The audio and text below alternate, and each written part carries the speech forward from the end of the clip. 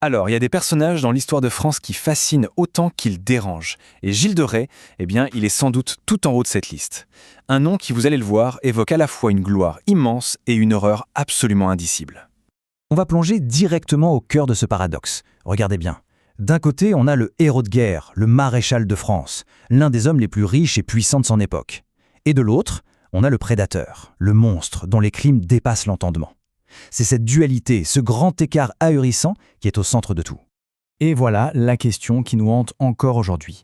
Comment est-ce possible? Comment le compagnon d'armes d'une sainte, Jeanne d'Arc, a-t-il pu basculer dans une telle monstruosité? C'est ce qu'on va essayer de comprendre ensemble. Pour bien comprendre la chute, il faut d'abord prendre la mesure de son ascension. Alors, revenons un peu en arrière sur sa première vie, celle du héros, celui qui s'est bâti une véritable légende dorée à travers tout le royaume de France. Et son ascension, elle est fulgurante, c'est vraiment le mot. Imaginez un peu, il naît dans la très haute noblesse, et très très jeune, il se fait un nom sur les champs de bataille.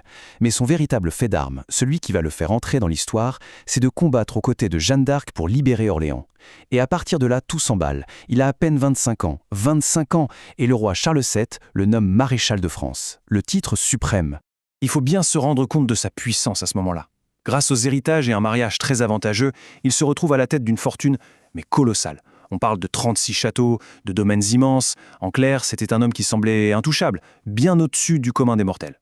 Mais souvent, après une ascension aussi rapide, la chute peut être vertigineuse. Et pour Gilles de Rais, le point de bascule, il semble tragiquement lié à la personne qui l'avait porté au sommet, Jeanne d'Arc. Quand Jeanne est exécutée en 1431, c'est un choc terrible pour lui. Les chroniqueurs de l'époque disent qu'il était anéanti, complètement brisé. Il éprouvait pour elle une admiration sans borne, presque un amour pur. Sa mort le laisse vide. Et c'est là que commence sa longue, très longue descente aux enfers. Il se retire sur ses terres, et là, il se lance dans une vie de dépenses absolument folle. Il dilapide sa fortune à une vitesse incroyable. Pour essayer de se refaire, il se tourne d'abord vers l'alchimie, vous savez, dans l'espoir de transformer le plomb en or. Bien sûr, ça ne marche pas. Et c'est là qu'il franchit un nouveau cap, la magie noire, l'invocation de démons, à qui il pense devoir offrir des sacrifices pour obtenir ce qu'il veut. Et c'est précisément à ce moment-là, ruiné, désespéré, que ses pulsions les plus sombres vont se déchaîner. Loin des regards de la cour, à l'abri des murs de ses forteresses, il va mettre en place un théâtre d'atrocités sans nom. C'est un système terrifiant qui se met en place.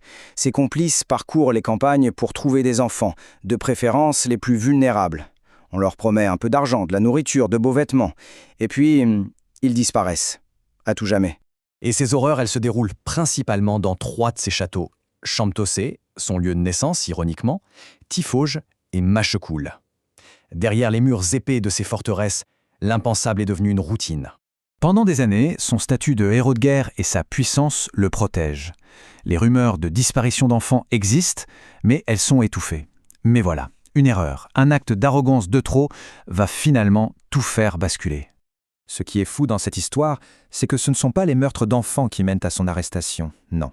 C'est un conflit avec un homme d'église.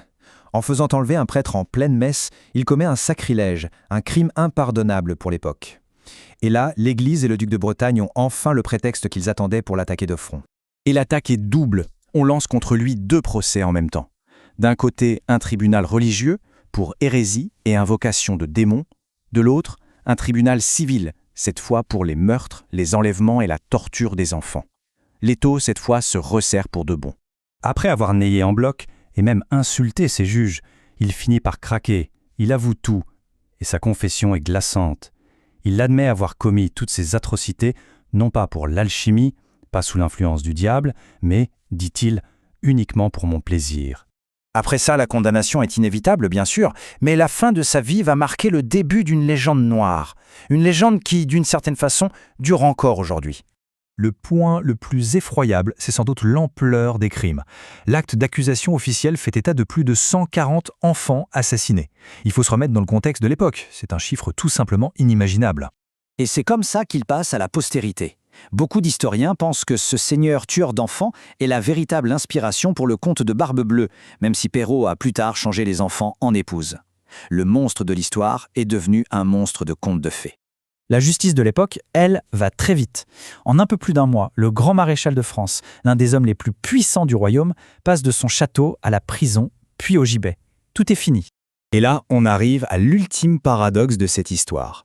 Le jour de son exécution, Gilles de Retz se repent publiquement. Il est en larmes, il demande pardon aux parents de ses victimes qui sont là, dans la foule, et il leur demande de prier pour son âme. Et le plus fou, c'est que la foule, y compris les familles endeuillées, s'est mise à prier pour le salut de l'âme de leur bourreau. Ce qui nous laisse avec 7 grandes questions pour finir. Est-ce qu'on doit voir Gilles de Retz comme un cas isolé, un psychopathe unique? Ou bien est-il le produit, peut-être le produit le plus extrême, d'une époque incroyablement violente et chaotique, où la vie humaine, surtout celle des plus pauvres, avait finalement si peu de valeur? La réponse, comme souvent, se trouve sans doute quelque part entre les deux.